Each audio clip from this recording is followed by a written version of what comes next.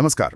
भारतीय संविधान का जो पहला अनुच्छेद है वो कहता है India that is Bharat shall be A union of states, यानी इंडिया जो कि भारत है राज्यों का एक संघ होगा। पर कभी ये सोचा है कि संविधान बनाने वालों ने ठीक यही शब्द क्यों चुने, राज्यों का संघ? आज हम इसी सवाल के पीछे के इतिहास, तर्क और इसके मायने क्या है, इस पर थोड़ी गहराई से बात करेंगे, जैसा हमारे स्रोतों में बताया गया है। जी, और ये सवाल बहुत ही बुनियादी है, संविधान की नींव से जुड़ा हुआ। देखिए, राज्यों का संघ या यूनियन ऑफ स्टेट्स कहना ये सिर्फ कोई टेक्निकल शब्द नहीं था, ये एक बहुत सोचा समझा राजनीतिक चुनाव था। इसका मूल मतलब ये है कि भारत एक है, एक अविभाज्य इकाई है जिसे प्रशासनिक सुविधा के लिए राज्यों में बांटा गया है।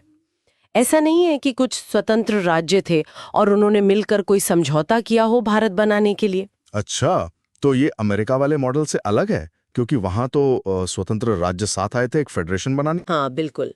अमेरिकी फेडरेशन, वो 13 जो मूल स्वतंत्र कॉलोनियां थीं, उनके बीच एक समझौते या कह लें कॉम्पैक्ट से बना था। भारत में स्थिति एकदम उलट थी। यहाँ राज्य संविधान ने बनाए हैं। वो पहले से स्वतंत्र नहीं थे जिन्होंने मिलकर भारत बनाने का फैसला किया हो। संविधान ने राज्यों को बनाया, राज्यों ने संविधान को नहीं। और इसी बारीक बात पर डॉक्टर B.R. अम्बेडकर ने संविधान सभा में बहुत जोर दिया था। हाँ, डॉक्टर अम्बेडकर का जिक्र जरूरी है। उनका मुख्य तर्क क्या था इस पर? उन्होंने क्यों कहा कि ये संघ अविनाशी है? डॉक्टर अम्बेडकर ने बहुत साफ कहा था कि यूनियन ऑफ स्टेट्स कहने का एक मुख्य कारण ये दिखाना था कि भारतीय संघ राज्यों के बीच किसी समझौते का नतीजा नहीं है और इसीलिए किसी भी राज्य को इस संघ से मतलब अलग होने का या सेसेशन का कोई अधिकार नहीं है। उन्होंने कहा कि ये संघ है क्योंकि ये अविनाशी है, इंडिस्ट्रक्टिबल है। प्रशासन के लिए देश को राज्यों में बांट सकते हैं, लेकिन देश एक है, एकीकृत है।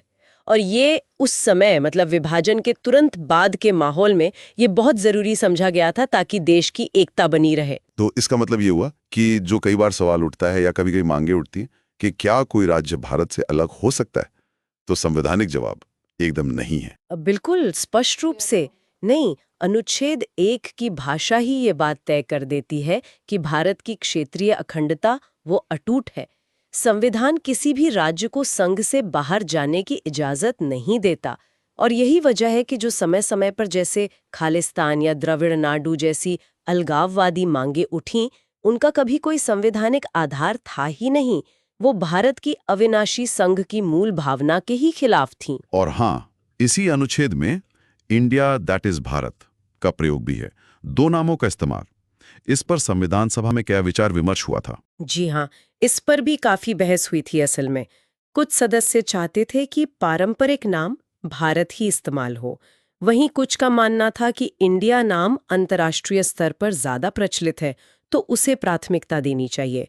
तो अंत में इंडिया दैट इज भारत वाला जो वाक्यांश है, इसे एक तरह से समावेशी समाधान के तौर पर अपनाया गया।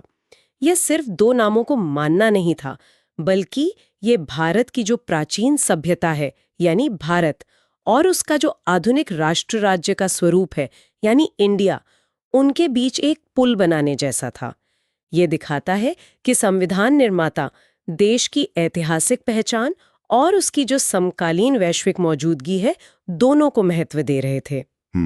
तो ये सिर्फ देश का नाम या भूगोल बताना नहीं है, ये एक तरह का राजनीतिक और शायद सांस्कृतिक बयान भी है। निश्चित रूप से ये अनुच्छेद भारत की एकता और उसकी पहचान की जो जटिलता है उसे स्वीकार करता है।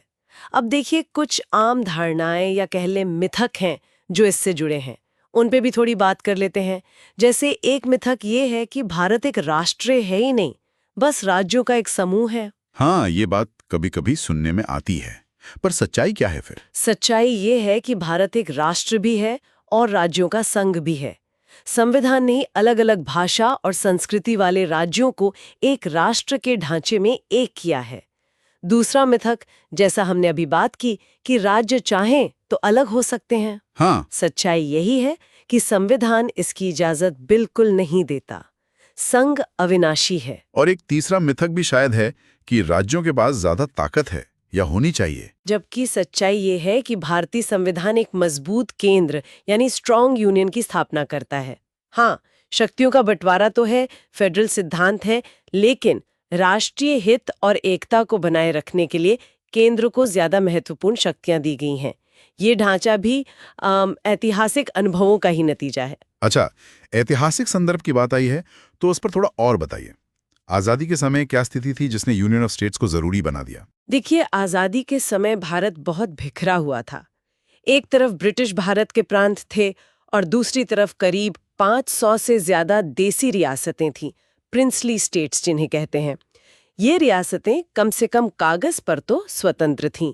इन सब को एक झंडे के नीचे, एक संविधान के तहत लाना ये बहुत बड़ी चुनौती थी। तो यूनियन ऑफ स्टेट्स का जो मॉडल था, वही वो संवैधानिक तरीका बना जिसके तहत इन सभी अलग अलग इकाइयों को, चाहे वो ब्रिटिश प्रांत हों या देसी रियासतें, भारत राष्ट्र में शामिल किया जा सका, एकीकृत किया जा सका। तो ये सिर्फ एक कानूनी व्यवस्था नहीं थी, ये उस समय की एक ऐतिहासिक जरूरत थी जिसने बिखराव को एकता में बदला। तो संक्षेप में कहें तो अनुच्छेद 1 सिर्फ एक कानूनी परिभाषा नहीं है, ये भारत की एकता की नींव का पत्थर है।